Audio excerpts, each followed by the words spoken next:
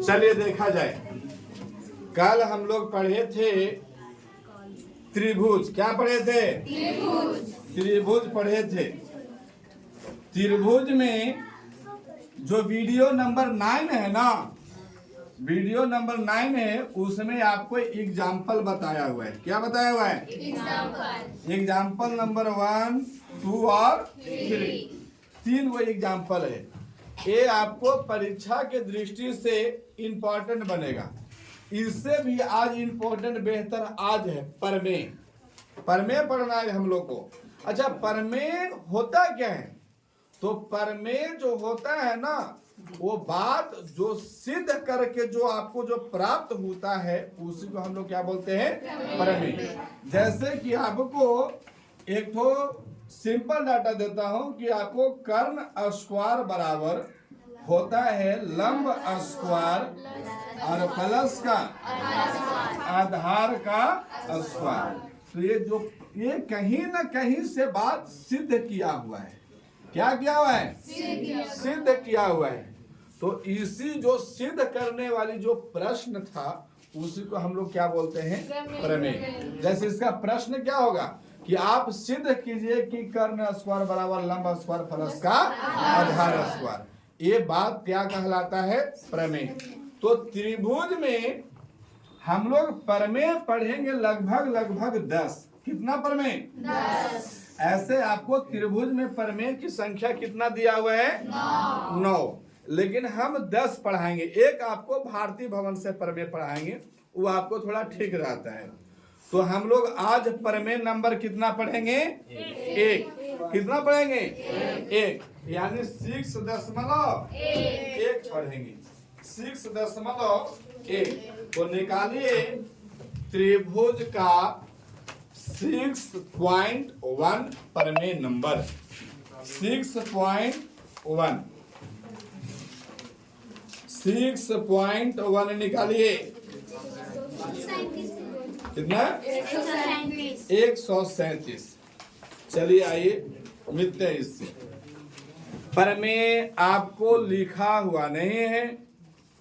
जब थोड़ा सा वीडियो को और डेवलप करूंगा ना, तो वहां पे क्वेश्चन भी आपको कंप्यूटराइज लिखा हुआ रहेगा। तो अभी आपको बुक का, जब आप वीडियो को देखेंगे तो वहां पे बुक और कॉपी कलम ले करके बैठिए, तब आपको लिए ये आपको वीडियो आपके लिए महत्वपूर्ण बनेगा, अन्यथा दिक्कत है। तो आइए हम इसको क्वेश्चन को लिखते नहीं है, केवल डाल देते हैं 6.1। प्रमेय नंबर कितना? 6.1। ये लिखा हुआ प्रमेय नंबर 6.1। ये आपका प्रमेय है।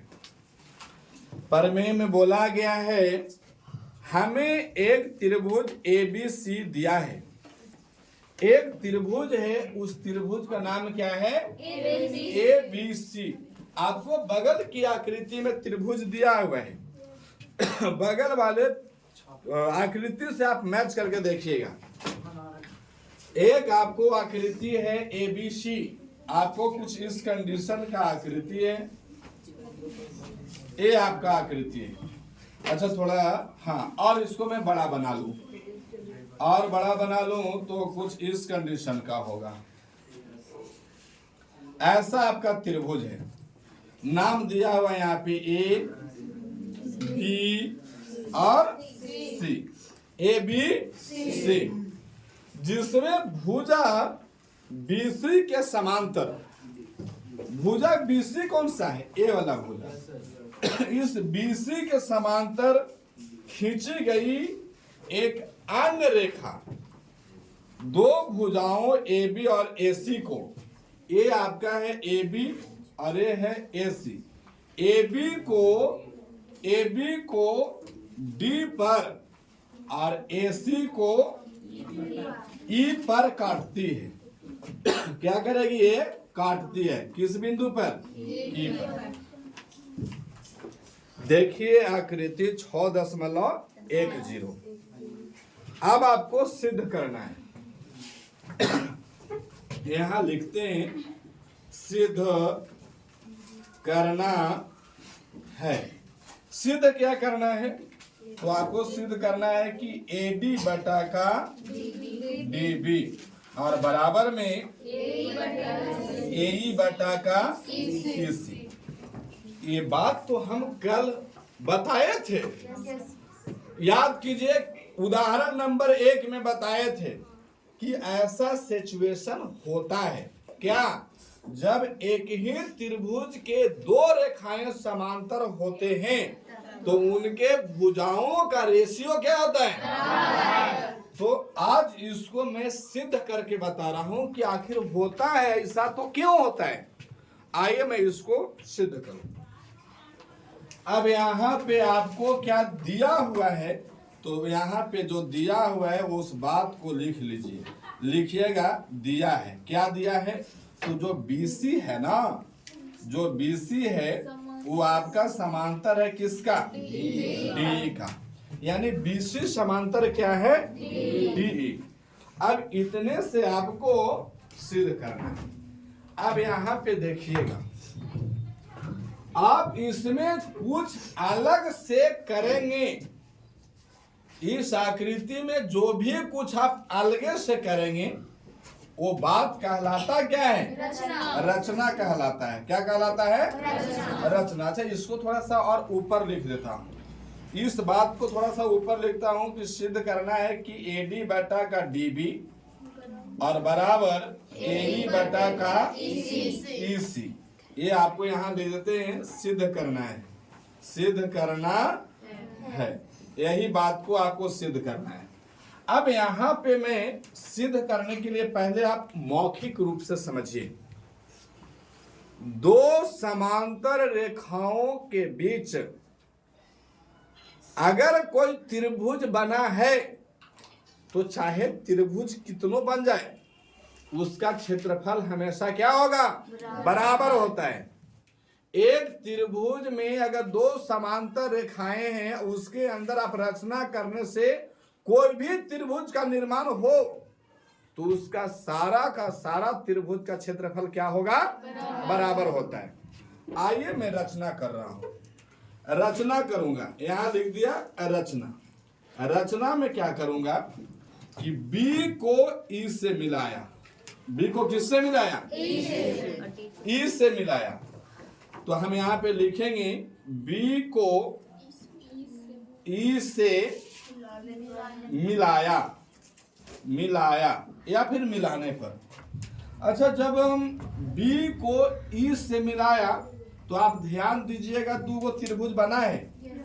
2 त्रिभुज कौन बना, तो एक तो आपका त्रिभुज ये पहले से आपको दिख रहा होगा। देखिएगा किसी पर पेन चल रहा है, केवल उसी पर ध्यान रहे आपका, ये वाला चला। और जो रचना करने से जो बना है वो एक त्रिभुज रेड वाला बना है। ये आपको ए से आपको रेड वाला बना, ये वाला त्रिभुज बना है। 2 त्रिभुज दिखाई दे रहा है। अच्छा, अब जो है त्रिभुज बनने के लिए तो आपको BEC भी बना है, बना है, लेकिन ये रिलेटेड मैं इससे देख रहा हूं, इससे देखूंगा। क्यों कि भैया ये दोनों का बेस जो है ना वो एक ही है, एक ही बेस पे 2 त्रिभुज का निर्माण हुआ है। तो एक ही आधार पर बनने वाला त्रिभुज का क्षेत्रफल क्या होगा, बराबर। एक ही आधार पर बनने वाला त्रिभुज का क्षेत्रफल क्या होता है, बराबर। तो हम कहेंगे कि त्रिभुज ADE का क्षेत्रफल और त्रिभुज BDE का क्षेत्रफल, ये दोनों का क्षेत्रफल क्या होगा, बराबर। तो हम इसीलिए लिखेंगे कि त्रिभुज ADE का क्षेत्रफल और बाटा में कर देंगे हम किसका, त्रिभुज BDE, त्रिभुज BDE का क्षेत्रफल। अच्छा, त्रिभुज का क्षेत्रफल का फॉर्मूला क्या होता है, छोड़िए इसको यहाँ ना लिखते, थोड़ा सा अच्छा नहीं लग रहा है, यहाँ पे लिखते हैं ना। यहाँ पे लिखेंगे तो लिखेंगे त्रिभुज ADE का क्षेत्रफल। और बटा में किसको लिखेंगे? त्रिभुज BDE का क्षेत्रफल। अच्छा, क्षेत्रफल चाहे छोटा हो चाहे बड़ा हो, क्षेत्रफल का फार्मूला कभी एक्सचेंज हो जाएगा? बोलिएगा इस त्रिभुज का क्षेत्रफल क्या होगा? तो हम कहेंगे 1/2 गुना आधार गुना का ऊंचाई, यही होगा। 1/2 गुना आधार गुना का ऊंचाई। तो अगर ये त्रिभुज छोटा है, एगो पूरा हंडा भर के त्रिभुज रहे, तो ये त्रिभुज का भी क्षेत्रफल तो यही होगा। इसका मतलब ये दोनों का त्रिभुज का क्षेत्रफल एक ही होगा। तो हम कहेंगे कि भैया इस त्रिभुज का क्षेत्रफल होगा 1/2 गुना आधार गुना का ऊंचाई, ये वाला होगा। और नीचे वाला त्रिभुज BDE का क्षेत्रफल होगा 1/2 गुना आधार गुना का ऊंचाई। अच्छा, इस त्रिभुज में ऊंचाई कहाँ पे? ऊंचाई है आपका? इस त्रिभुज का ऊंचाई है? नहीं है। इस त्रिभुज का ऊंचाई है? नहीं है। तो इसके लिए मैं मानता हूं कि एक ऊंचाई खींचा जाए। ऊंचाई हमेशा स्ट्रेट होता है। कैसा होता है? स्ट्रेट। तो ये आपका ऊंचाई खींच दिया कि ये दोनों त्रिभुज का क्या रहेगा? ऊंचाई है। और इसको मैं मान लिया F। क्या मान लिया हूं? F। इस त्रिभुज का ऊंचाई क्या हो जाएगा? F। तब यहाँ पे देखिए, यहाँ पे होगा कि एक, इसको लिखा हो फिर से, त्रिभुज ADE का क्षेत्रफल, ऐसा लिख दे, एरिया त्रिभुज ADE, समझ पाओगे बात को? और एरिया ऑफ ट्रायंगल BDE का क्षेत्रफल। तो यहाँ 1/2 तो 1/2 होगा ही। और इसका आधार क्या है? ADE का। तो ADE का आधार कौन वाला बन जाएगा? AD। अच्छा, AD क्यों आधार है? क्योंकि ऊंचाई हमेशा आधार से स्ट्रेट होता है। जैसे आधार होता है बेस, जैसे हम जिस पर खड़ा हैं तो ऊंचाई मेरा ऐसे सीधा मापा जाएगा। तो ऊंचाई आपका ये, जैसे मानते हैं एक त्रिभुज है, ये आपको A है, ये आपका D है, और यहाँ पे क्या है? E। अब इस त्रिभुज को थोड़ा ऐसे उलट कर देखिए, तो इस त्रिभुज को कुछ ऐसा बना दो, E, यहाँ पे A और यहाँ पे D, और E शीर्ष से खींचा गया है ऊंचाई। तो यहाँ पे क्या है? F। तो ऊंचाई आपको जहां से खींचा गया है ऊंचाई, और जिस पे आके वो खड़ा है, वो आपको क्या कहलाएगा? आधार। क्या कहलाएगा? तो आधार क्या है आपका? AD। क्या है आधार? AD। तो बताओ यहाँ पे आधार कौन वाला हो जाएगा? AD होगा कि नहीं होगा? तो इसका आधार है आपका AD। अच्छा, हाइट कौन सा होगा? तो EF। क्या हो जाएगा? EF। समझने में कोई प्रॉब्लम? अब यहाँ पे आपका हो जाएगा 1/2 एरिया ऑफ BDE। अब इसका आधार क्या हो जाएगा? तो आप इसका आधार अगर मानोगे तो आधार हो जाएगा D और B। क्या हो जाएगा? DB। और गुना का ऊंचाई तो आपका वही रहेगा EF। क्या रहेगा ऊंचाई? EF। तो आपको जो काटा वो EF से EF कट गया, 1/2 से 1/2 कट गए। तो यहाँ से एरिया ऑफ ट्रायंगल ADE और बटा में एरिया ऑफ ट्रायंगल BDE बराबर क्या हो गया? तो AD बटा का, और इसको परमे नंबर 1। समझ पा रहे बात को? अब इसमें मैं फिर से रचना करूंगा। रचना फिर से कर रहा हूं मैं, रचना पुनः रचना करेंगे। आपकी क्या करेंगे ना, रचना में आपकी क्या करने वाले हैं कि ध्यान से देखिएगा, ब्लू पेन से लिख रहा हूं रचना में आपके। हम D को C से मिलाया। D को किससे मिलाया? C से। तब आपको रिलेटेड त्रिभुज कौन वाला होगा? तो एक त्रिभुज आपके देखिएगा, साड़ी वाला फॉलो टान दे रहा हूं। एक आपको देखिएगा त्रिभुज, आपका एक त्रिभुज तो ये हो गया, त्रिभुज दिखा। दूसरा त्रिभुज ब्लैक वाला से ब्लू वाला से कॉर्नर बना रहा हूं। देखिएगा एक त्रिभुज आपको ये है, ये वाला है? तो अब की ये दोनों त्रिभुज के लिए लेंगे, तो ये त्रिभुज के लिए ऊंचाई कैसे रहेगा? तो ऊंचाई आपकी यहां से इस पे टान देंगे हम, यानी आधार आपको DF और ये आपको हो जाएगा, चलो G नंबर दे दिया। क्या दे दिया? G। अब यहां से रचना में किया हूं कि C को D से मिलाया, यही बात है ना? C को D से मिलाया। अब मिलाया तो दो गो त्रिभुज बनाए, यहाँ भी ले देते हैं। B को C से मिलाया तो त्रिभुज, दो त्रिभुज का निर्माण हुआ। लिखते हैं दो त्रिभुज का निर्माण हुआ। कौन कौन त्रिभुज निर्माण हुआ था? तो एक हुआ था AD, एक त्रिभुज में आपका हो जाएगा ADE और दूसरा में हो जाएगा आपको BDE, यही ना? अच्छा, यहाँ भी दो त्रिभुज का निर्माण हुआ। दो त्रिभुज का निर्माण हुआ। अच्छा, कौन कौन त्रिभुज?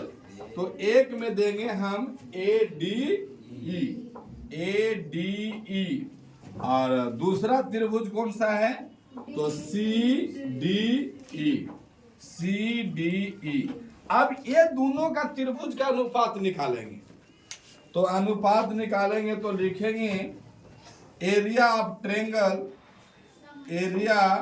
ट्रेंगल किसका?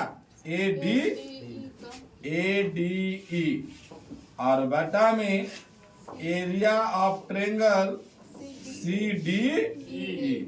अच्छा, इसका भी तो क्षेत्रफल वही होगा, 1/2 आधार गुना ऊंचाई, 1/2 और गुना आधार और गुना का ऊंचाई, यही होगा ना? और बटा में क्या होगा? 1/2 गुना आधार गुना का ऊंचाई।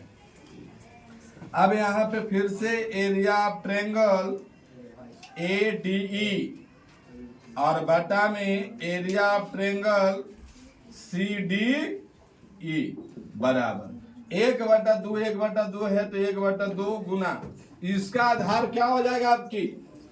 कौन सा हो जाएगा? AE। क्या हो जाएगा? AE और गुना में ऊंचाई क्या हो जाएगा? DG। क्या हो जाएगा? DG। क्या हो जाएगा? DG और बटा में 1/2 गुना आपकी नीचे वाला CD का आधार कौन हो जाएगा? EC। क्या हो जाएगा? EC और गुना का फिर से ऊंचाई E आपको कट गया, E कट गया। यहाँ पे J मान लेते तो ठीक रहता, DJ ना हो जाता। अच्छा, आपके से मान लेंगे कि DG का में ठीक ना लग रहा कि कोई बूढ़ा आदमी बोल रहा है DG बजी था, ऐसा ना बोल देता है। J मानना चाहिए था, तब बोलते DJ। अब यहाँ पे एरिया ऑफ ट्रायंगल क्या हो गया? ADE और बटा में एरिया ऑफ ट्रायंगल क्या हो गया? CDE बराबर में क्या हो गया? AE बटा का, और इसको नाम देते हैं प्रमेय नंबर 2। अब यहाँ लिखते हैं प्रमेय 1 और 2। यहाँ लिखते हैं प्रमेय 1 और 2 से। प्रमेय 1 क्या है?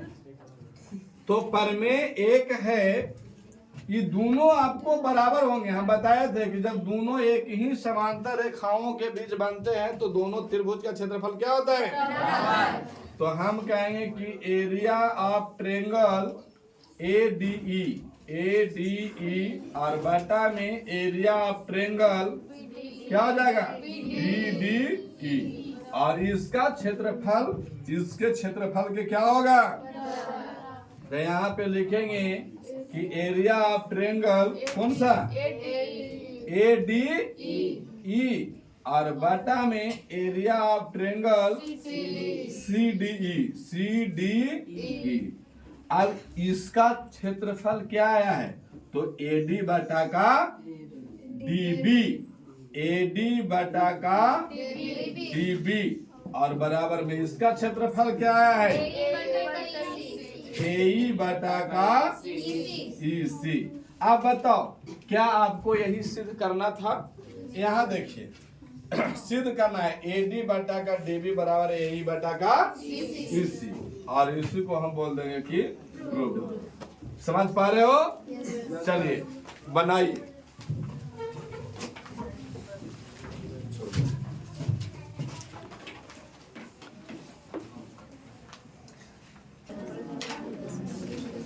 इरेज करूं ना? गोतिया नहीं है, सहायता दो। मतलब अगल बगल से गोतिया नहीं है, मतलब यही होता है।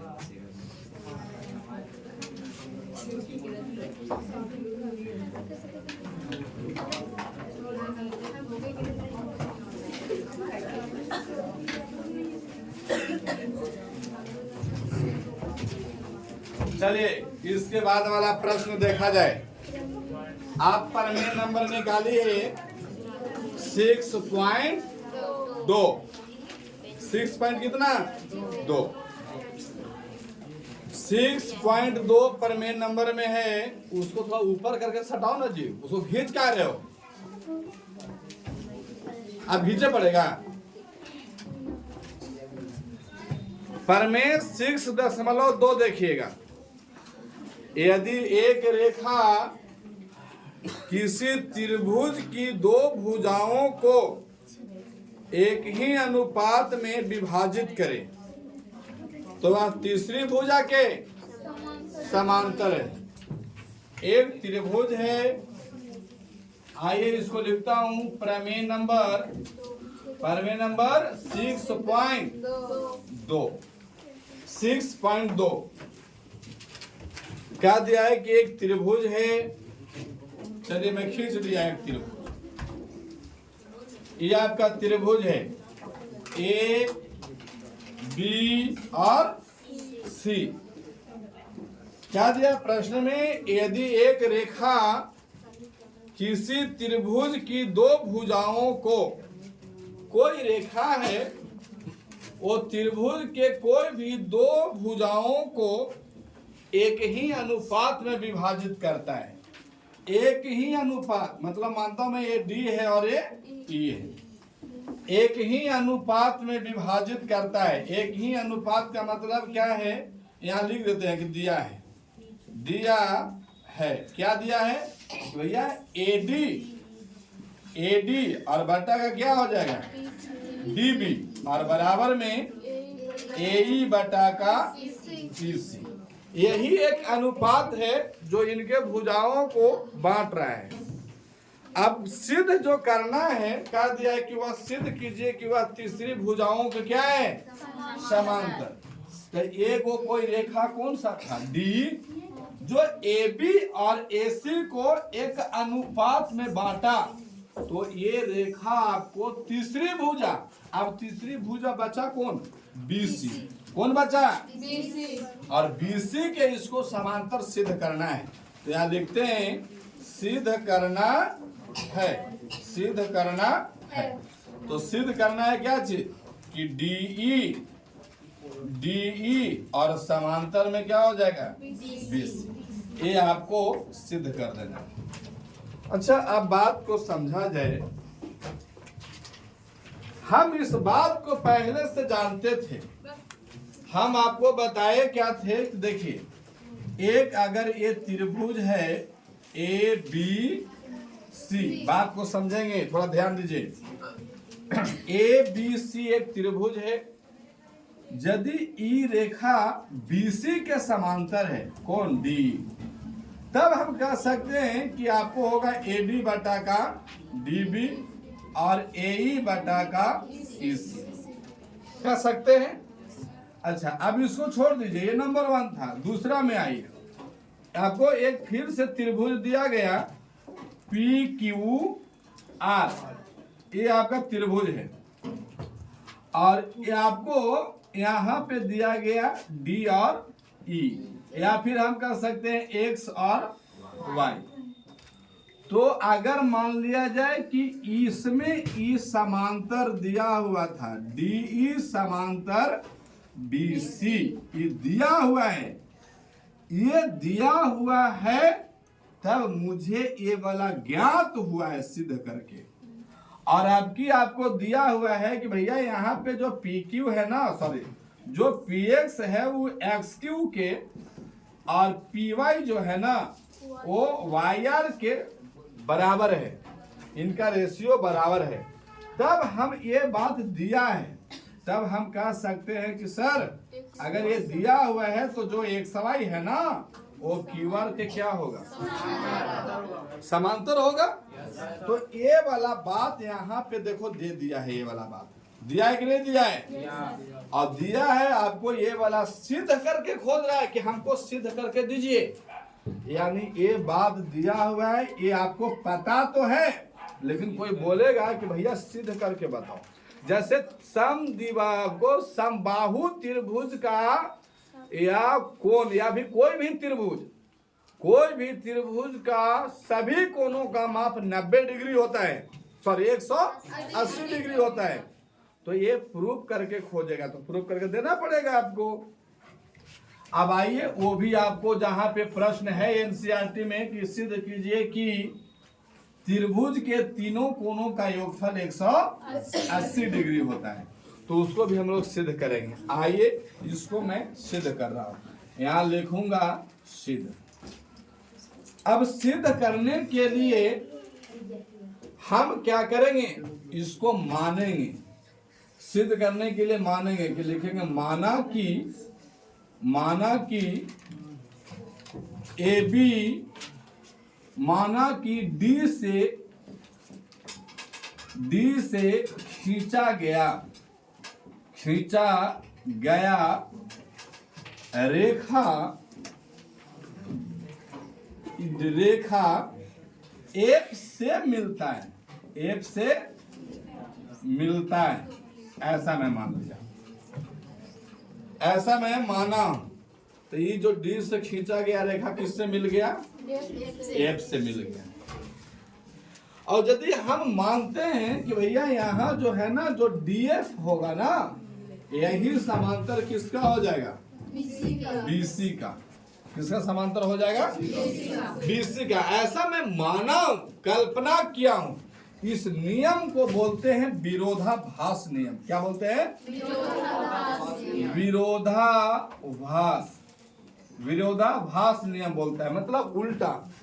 हम आपको जब संख्या पद्धति पढ़ाएंगे ना, तो वहां पे सिद्ध करने के लिए रहेगा कि सिद्ध करें कि √3 एक अपरिमेय संख्या है, परिमेय संख्या है। √3 जैसे कि आपको, एक मिनट रुकिएगा, आपको संख्या पत्ती में आपको दिया हुआ रहेगा, अपरिमेय ही रहेगा आपका। आपको ऐसा सिद्ध करने के लिए देगा, एक मिनट थोड़ा सा रुकेंगे, आपको ऐसे देगा कि सिद्ध कीजिए कि √3 या √5 एक अपरिमेय संख्या है।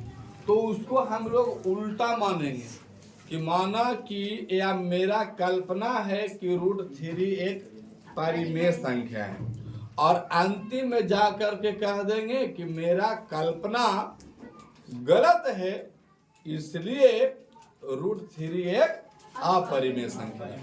तो ऐसे ट्रिक्स को हम विरोधाभास कहते हैं। क्या कहते हैं, विरोधाभास।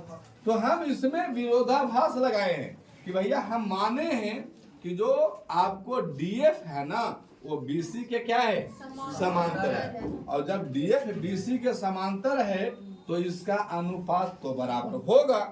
तो हम कहेंगे कि यहाँ से जो अनुपात है ना, वो आपका हो जाएगा AB बटा का, सॉरी AB नहीं, AD बटा का DB, और बराबर F बटा का FC, यही होगा ना। अगर DF समांतर BC का है तो हो जाएगा AD बटा का DB और AF बटा का FC। ये आपको इससे प्राप्त होगा।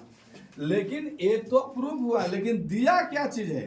दिया हुआ है कि सर जो AD है ना वो DB का रेशियो और जो AE है और EC का रेशियो ये बराबर है।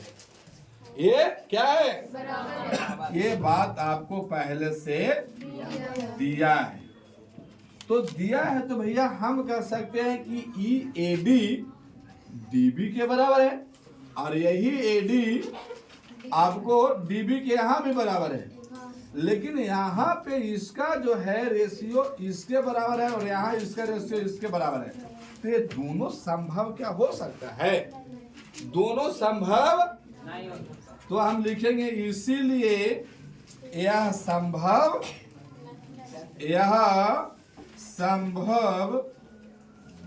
नहीं है। यह संभव नहीं है। यह संभव नहीं है। इसलिए मेरा किया गया कल्पना